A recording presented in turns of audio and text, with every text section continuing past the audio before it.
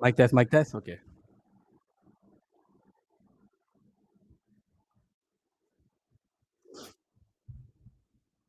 Clear it, clear it, clear it. No, no, no, no, clear it. No, go, bro, kick it out. Woo! Woo! Woo! I will take it. Oh my goodness. What's up, guys? Oh, my balls, my foot. Okay, I can't even get myself sorted. What's up, people? We won. Manchester United. We gotta win on D-Bums. We gotta win on D-Bums. Oh my God. I'm trickling. Talk about this game, baby. Man of the match, baby. Who's the man of the match here? Are we giving man of the match to Lindelof? Are we giving man of the match to Lindelof over here? Should Rashford be playing? Anthony, what did he do in the last minute? Let's have a chat. Okay, let me shut this out. I don't need to see this anymore. Let me talk to all my peoples. All my peoples. Welcome to Talking Manchester. I'm your boy, Cousin Roy. We just witnessed Manchester United get a win. But unfortunately, I got to be very honest with you, it's not really a convincing win. So let's break it all down. First and foremost, to all my homies out there who are celebrating Deepavali, happy Deepavali to you all. If some of you are wondering why I look different, it's because, as I said in the previous podcast, VAR is poisoning me slowly.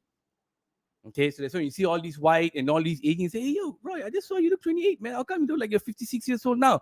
Because VAR has slowly poisoned me. This is the poison. These white things here is because I'm dying. Okay, today I almost turned 72. But thankfully, in the first 5 minutes, I almost had a heart attack. I'll be honest with you. You all saw that, right? They were doing a VAR check for everything. VAR check for everything. In the first 5 minutes, I thought, oh my God, here we go again. Another 10-minute delay. No reason for how we are going to play, right? Thank God that didn't happen. But I got to be real, man. Did you all actually think that first half was a good first half? I thought we were making a lot of chances. I saw some of the boys put comments. They're saying things were very stale. Crosses were just going in, but with no end. But I thought it was okay. Reason why is we don't think we can expect anything more than that. He's continuing to start with Scott McTominay, all right, in place of everybody else. I think everyone is injured. Man, Ericsson went in what 14 minutes, 30 something minute Ericsson drop. Oh my God, my sound is bad. What's up, guys? Sorry, my sound is bad. Lucky I'm speaking loud. What's up? Now, Ericsson fell down there injured, and I think it's very difficult at that point to find any rhythm. Scott McTominay, I was really wondering, and I was really watching, I was thinking, how many times today is he going to get the ball and actually run towards the opponent's side? That means not take the ball, hold it 2 seconds and pass it to somebody. Hold it 2 seconds, pass it to somebody. But that's what he was doing the entire game. All right. As usual, our focal point is Bruno Fernandes. But I think today, of all people, he got a bit of help from Region. Yo, I think I didn't really rate this boy very highly. He came and played one game or half a game, and then he played a couple of games, and then he was injured, he was ill. But he came back. I think today against Luton, he kind of showed a little bit of what he can do. The boy got a bit of speed, man. I'm wondering whether this is him at 100%. Because I'm starting to think, right, that every single person, every single player on this Manchester United team is getting some sort of injury. Everyone. Even Højlund just now. Guys, is anybody here worried about Rasmus Højlund and how he looked just now? When he came off the pitch, there was a side camera from my cable. This one, what I was watching. There's a side camera and a side angle that kind of followed him as he went out of the pitch. First thing, the moment he went to Ten Hag was looking him in the face and said, "What's up? What's up?" He walked away. He came back. "What's up?" And then when he got that answer, he did this. He was looking at him like that. Anybody see that? Anybody catch that? I know some of you caught that. Now I'm worried. This boy has been a revelation. How many times did you see him somewhere near the midfield be able to hold up the ball long enough, right? So that somebody can come up and then he can lay it off to them. Oh, this is superb, man. Like, I remember he tried the same thing with Sancho. Sancho was doing nothing. Secondly, I saw him with a little bit of Didier Drogba in Højlund. A lot of the balls that were going into him today against these defenders today, man, he's actually able to hold the ball. What's up? He's actually able to hold the ball up there, take a little bit of time off, and let guys come up and attack. So I thought that was, man, look, man, if I buy a jersey next season, right? If I do buy a jersey next season, I think I've decided. Before that, I said Martinez, right? Maybe I'll put some support for Højlund. So, ladies and gentlemen, who's the man of the match? I see people here tuning in. Let me know in the chat, guys, who's the man of the match. I'm not looking in the light spot. Anybody want to join me? You can click that also. Let me get a sip, son. D-bums. Oh, D-bums. So, 4-2-3-1.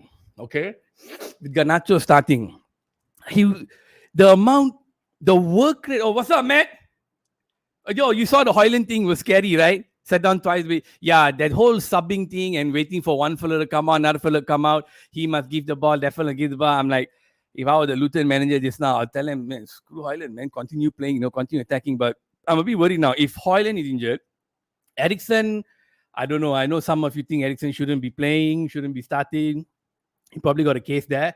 Some of you wanted to see Amrabat, but I think Amrabat also must be carrying quite an injury right now. He's played many games before, even in the Champions League. Scary lah, way. This team, Ten Hag can't catch a break, After that whole emotional journey of losing to bloody Copenhagen like that, 4-3, for them to come back and play this game, I was like, this is going to be very tough, man. I was glad the Old Trafford crowd were actually behind them, As far as refereeing goes, the first half he put only 2 minutes or whatever. Second half he put 8 minutes. There's something fishy going on there. All right, Spurs lost today in the 97th minute from a goal, 91, 97th minute. Today, Luton did 3 substitutions at the same time, right? So why do you need to add so much time? I know one of the boys was injured earlier, the team player, and then Hoyland, but I feel there's some kind of conspiracy going. There's a lot of betting going on out there. Whole world is betting. Today is a holiday in a lot of places of the world because Indians are celebrating Deepavali. A lot of betting going on. Maybe they prolong the game, so you can change the odds right at the end. It's crazy. All this adding time, that time wasted and all that. I feel there's some very fishy things going on there. So little bit, I was always worried, man. You saw that the last time, that last 5 minutes there, fouls being given, this fellow fouling, that fellow fouling, everyone creating chances. My nuts are in my throat, man. You know what I mean? I can't breathe. I'm dying. I'm thinking, yo, you know what? Can we actually have a game where, maybe we can score 2 goals and then hold off? I think cannot. We brought Varane in today. I think he did slightly better, but playing Lindelof on the left, the speed was lacking.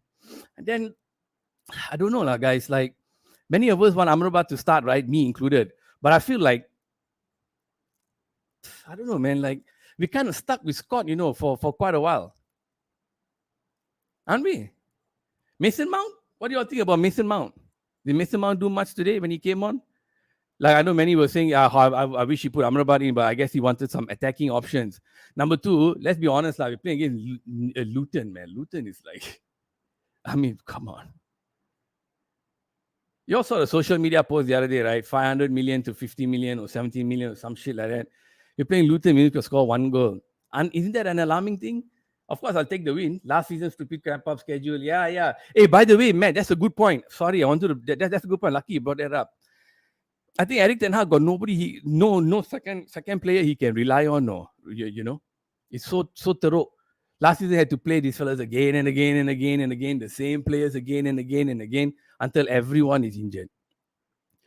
Today, I was watching the left back and I was thinking, what happened to Tyrell Malacia? Wait, the fella hasn't played for the whole year, man, except in preseason. Really, what kind of debilitating injury did he pick up? So bad, ka? Macam tak ada news mabalik, Kobe Mainu is on the way back. Yeah, and some of you wanted to see Pellistri come in. I know, the fella came up, bloody... Should Anthony have started today? I mean, sorry. Should Anthony have come out of the sub? Sorry. Should Anthony have come on as a sub today? I was disappointed. Hey, by the way, I'm with Shashi on this. Okay? I'm saying this. I said it in the previous part. So, I think Ten Hag is making some kickbacks on Anthony starting the game. Anybody feel like that? Anybody feel like Ten Hag is playing his players so that they can look good, that the buys he bought are useful? Today, the club... Thank you. I agree. Today, the club put out a post. Hold on. Thank you so much for tuning in, man. I love you guys, man. You're the best. I see quite a lot of people here. You're awesome, man. Thank you so much. Remember, like and subscribe. Now, I'm really, really serious and really, really buying into this theory that I've said the other day that Ten Hag is probably making some kickbacks from players that he signed. I said that the club, Manchester United, doesn't have a system where they can decide which player comes in. It's whichever manager comes in, he gets to decide siapa masuk. I want to buy him. You all just accommodate it. So their agents make hundreds of millions in kick-in fees over the year. Same thing is happening in Manchester United now. Anthony la, Lisandro la, whatever. And most of them are the same agents with Ten Hag. Anthony does not deserve to even be on the subs bench, in my opinion. Okay, and I said it very clearly because before this, I was defending him so much. Really, I'm defending him so much. I was shocked that he started instead of Pellistri. Today is Luton. For God's sakes, man. If Luton out, why can't Pellistri play? Because you want him, Anthony, to find his form, right? Yeah, if you wanted him to find his form, ask him to go find his form, the training pitch, which Ten Hag so values, which I got no value in our training pitch. First, the training ground is stretch, and forget about what they're training on the pitch. It's not really working. It's train there, come on the pitch, hope for the best, right? So he shouldn't have started. He should put Pellistri. I don't understand. The boy is like waiting for some nice ball, put simple. Like he's the exact opposite of Rashford. You know what Rashford is doing? He's pushing, he's getting to positions, right? And he's taking stupid shots. Anthony doesn't want to get into positions and he's trying to put shots or crosses in. It's just, there's not enough control from these players. And I think today I also read the news about Montpellier. Yeah, I agree. I also agree with the news that the Sancho situation is not helping, guys. Let's be honest. Jadon Sancho is having his food packed in a packed lunch, sent across the field to where the kiddies are playing so he can eat there so he doesn't join this team. That kind of disruption do we need? I'm trying to win the Premier League title, man. Got all this kind of nonsense going on the side. That day, me and I was wondering also whether Varane and Ten Hag had a falling out, but I don't think that seems to be the case. He said tactical or whatever, right? I wanted to say something today. I feel that Ten Hag has changed his tone a lot as far as it comes to talking about players. I think I've noticed how he spoke about players last time and how he's talking about players now very different. Last time, very direct. He's not playing well. It's not good enough. Cannot. About Mount, he said, yeah, he had injury. Other players have played better than him. But when asked about guys like Varane, asked about guys like Tommy, asked about guys like whoever else, the tone of the criticism, in my opinion, seems to have slowed down. And I think there are a few reasons for this. One of the reasons for why the tone has slowed down is we are in desperate need of players, especially defenders. 2 months' time, 1 month's time, 1.5 months' time is January. And then we got 1 month to buy players. If a lot of clubs out there realize that everybody in this team is crop, nobody is potentially on their way back, they're going to squeeze us. And a lot of these clubs don't like the Glazers. They're going to squeeze us even more. So I've noticed, has anyone seen this lately? If you watch the press conferences, pre and post, mostly pre-press conferences before matches, I feel that we might see darker days than better days, is what I'm trying to say. Today's match, when I went in, I said, let's see how these guys combine. Let's see how these guys play. Let's see whether there's a will to win. I had a feeling Garnacho will start and Rashford will start 100%, but I wasn't sure whether Højlund would start. So when they all started, I was happy. Midfield, I was like, coin toss, whoever comes, whoever, whatever. It didn't give me confidence that after this 2 weeks break, we can play against Everton and get a win. You know what I'm saying? You think easy, yeah? Everton are a trash team, but we're not that good. Neither. You know what I'm saying? It's like I don't go into any game feeling confident that we can win. And the same thing today. What to do, Sancho? Maggie Rashi saw advice to apologize. Yeah. Even someone mentioned go and sit in the same room. The club before January, right? End of December, they forced them to sit in the same room, face each other, kiss each other. Like that artist thingy that she did. She had a boyfriend, broke up 100 years ago, and then met him. She did some artsy-fartsy Paris Nouveau bullshit. So she sat there and then she looked at the people's eyes without expression, right? Then the boyfriend from 20 years ago came, then said, and then she cried. This was going to happen. Yeah, paying these guys $500,000 a week, to play football. Money coming. Did you see Martial look worried on the bench just now? He's smiling, happy, chit-chatting with, I forgot who he was beside him. Just happy as a pig in shit. The checks are still coming in, bro. We're making checks. We're cashing them checks, baby. Then checks will still come in even if I have one leg. He can have one leg amputated, still sit on the bench, and damn cash, money, dollars are going to keep coming in. I'm going to keep buying a Patek Philippe, Audemars Piguet, and Rolexes every week, bro. I'm going to flash. You know what I'm saying? I really want us to get rid of all these fellas. I want us to sell Rashford at the end of the season. We don't need this kind of... You wanted a rebuild. Remember at the beginning of the season what Ten Hag said? I want players who are hungry. I want players who are not on big contracts. Yada, yada, yada, yada, yada. So now he got his wish. His wish in Sancho was isolating himself. So he can go off. He can leave. Now, why don't we get rid of Rashford also? I'm putting it out there. Real talk. Why don't we get rid of Rashford also? Get some money in. Get big wages off. Get the guys who are hungry. We might pay the price for playing badly, but at least when we pay the price for playing badly, it'll be 200,000 a year rather than half a million a year. You know what I mean? And don't think the club is going to take the money and fix the roof. No, the roof is still going to be Trash Adams. But, at least, you can put the money somewhere else. You know what I'm saying? And today the news was just full about Paul Mitchell coming in and how Paul Mitchell is going to change. I put it on the page. If you all don't mind, go and have a look and follow, like, and do all those good stuff. What the hell is he going to do? No, just becoming auditive. Yeah, but what's Paul Mitchell going to do? This whole thing is rotten to the core, man. You know what I mean? So is Paul Mitchell going to come in and say, Ten Hag, the next player you want, you cannot get a guy who signed under Keith Voss? Oh, then how? Are we going to have problems? And what if you say we want to sell Anthony? Are we going to have problems? Then it's time to read all the news articles and see what's coming out, what crap coming out, what this one coming out. You know what I mean?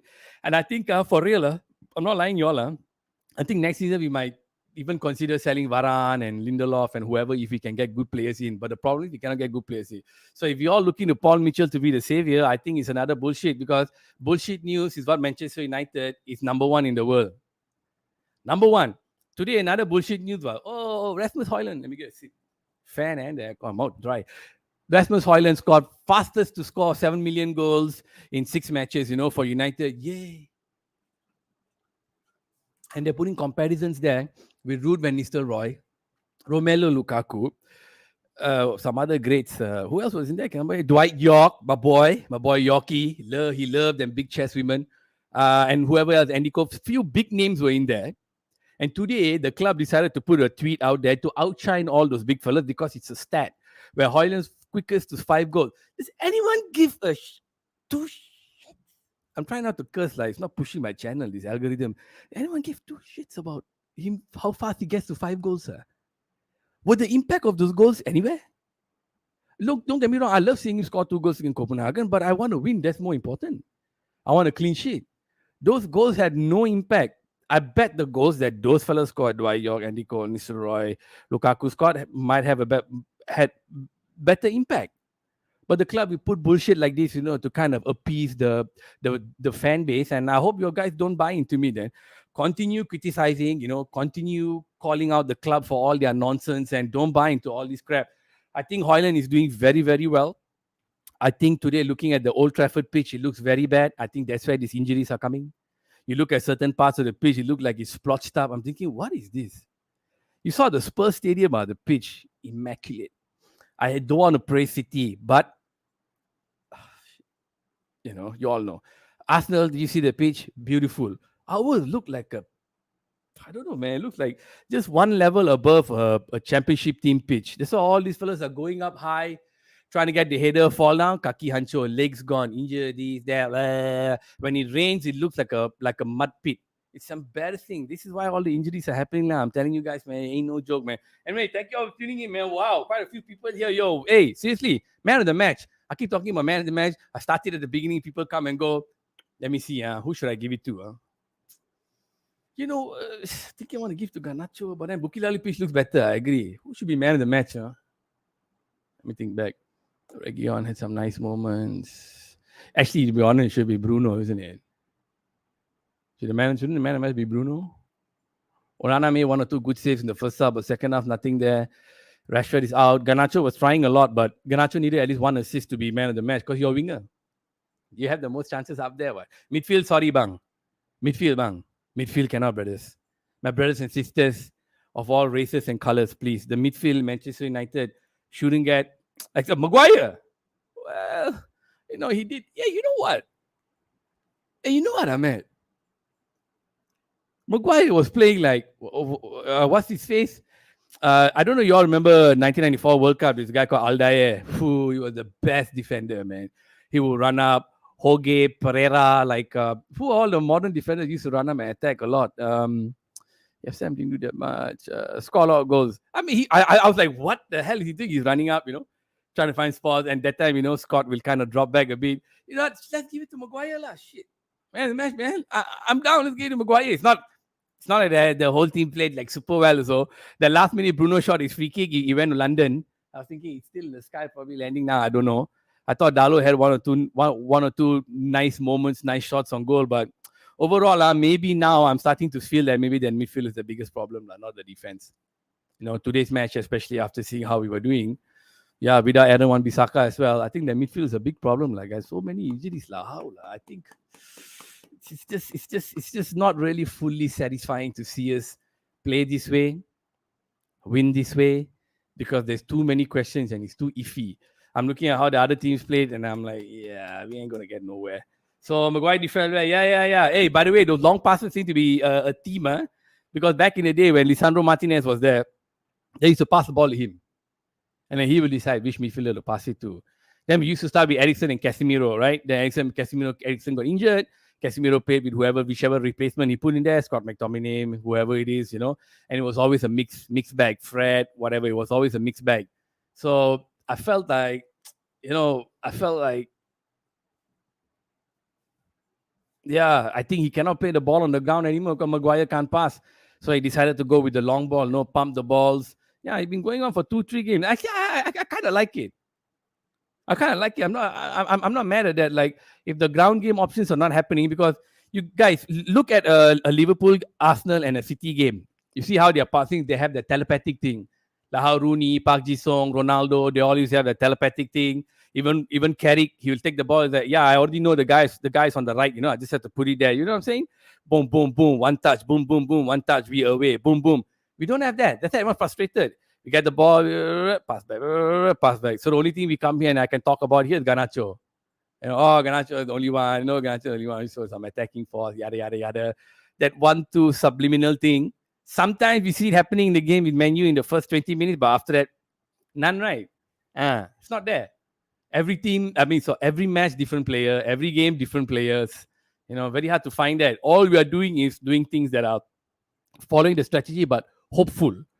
I hope to God that one day we can come to that point where we actually get this telepathic stuff.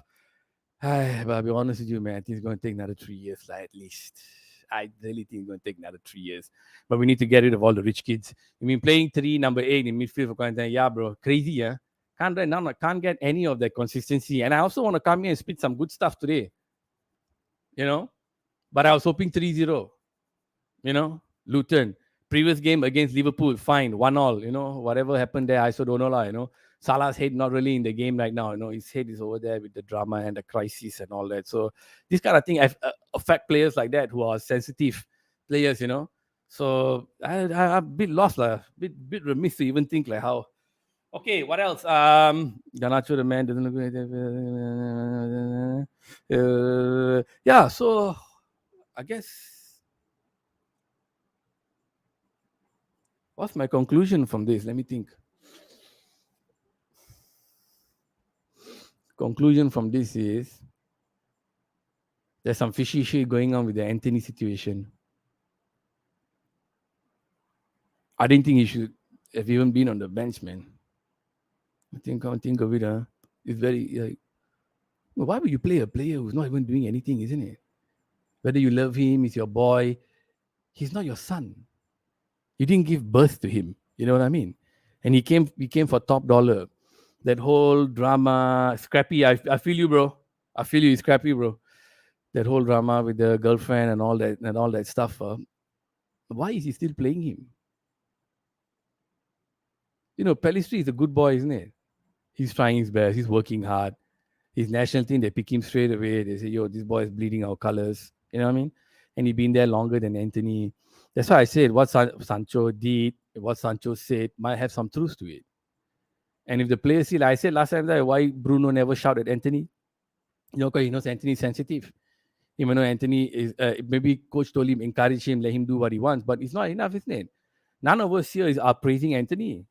I was the only one in this channel. So far, I was always praising him, saying he did well. Why the hell he bring him in?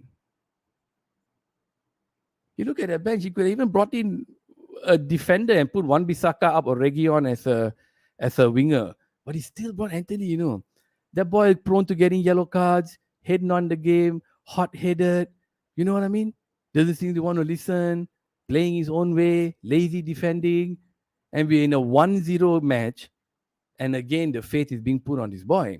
Now, while you talk about you don't want to disrupt his progress, his improvement, his yada, yada, yada, whatever, to be the next Ronaldo and all that stuff, maybe now is not the time. I mean, bro, what are you seeing, lah? You started him in the previous game and play like rubbish, man. Then you didn't play him against Copenhagen, fine, and then now this game he comes in as a sub. There's something very wrong going on here. I don't know. I don't know, man. Like, Zatan said this fella has to learn as he goes, right? We started the season with Garnacho, right? 2-3 games, then Garnacho wasn't doing so well. Then we dropped him, right? Then all the injuries happened, right? Maybe after the end of the season, when you think about it, I hope he learns from this, lah. Hey, they criticize him, ah. Oh, really? Oh, yeah. Actually, they did.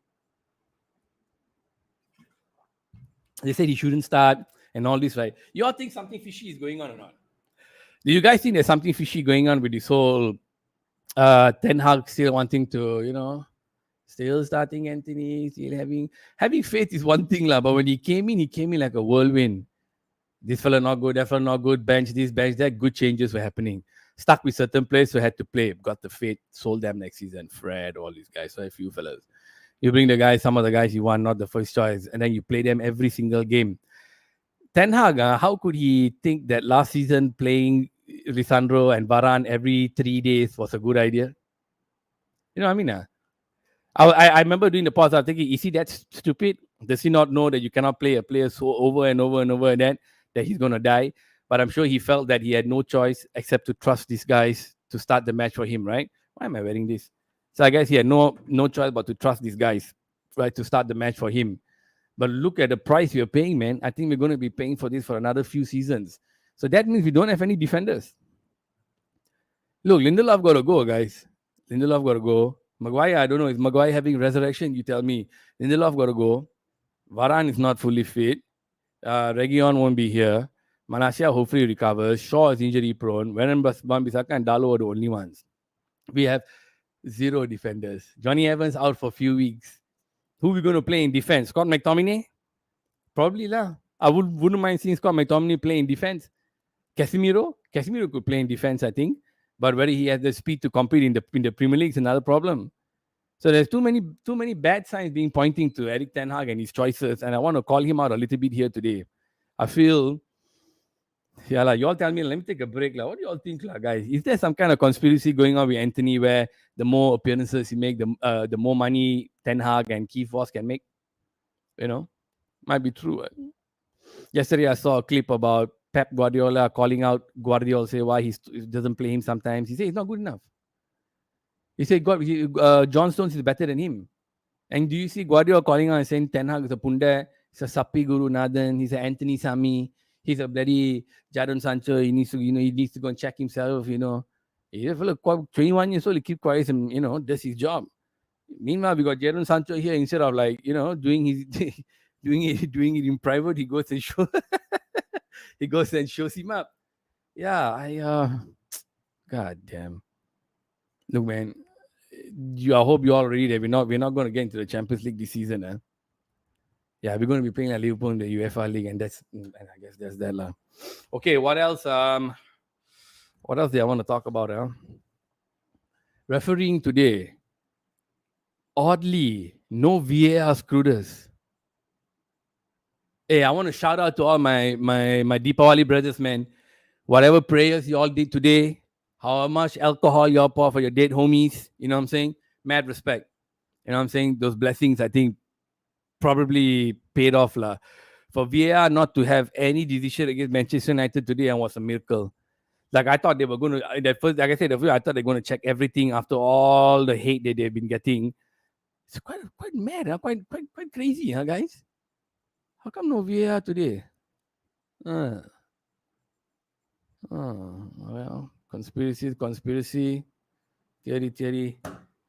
Ten Hag should take most of the blame for the result. Yeah, I agree. And I agree. And I think it's like some kind of smoke screen also, the way I think it's a smoke screen, so the way he's talking about this fellow is doing well, that fellow is doing well. Anyway, look, man, I really hope by the way, I want to call out the stupid international break again. We just back to football 2 weeks and then back to another stupid international break. It's just absolutely ridiculous. Okay, we get a win, we get a streak, we go into break. We do something, we go into break. We do then all these fellas go into break, series and come back. Nobody will play. Anyway, You know what I want to call it? Guys, you all are the best. Thank you all so much for tuning in. Remember, like and subscribe. Deepali brothers, well done lah. We are didn't interfere again. Matt, thank you, brother. Peace out. Everyone have a good weekend, good holiday, and yeah, pray for good times.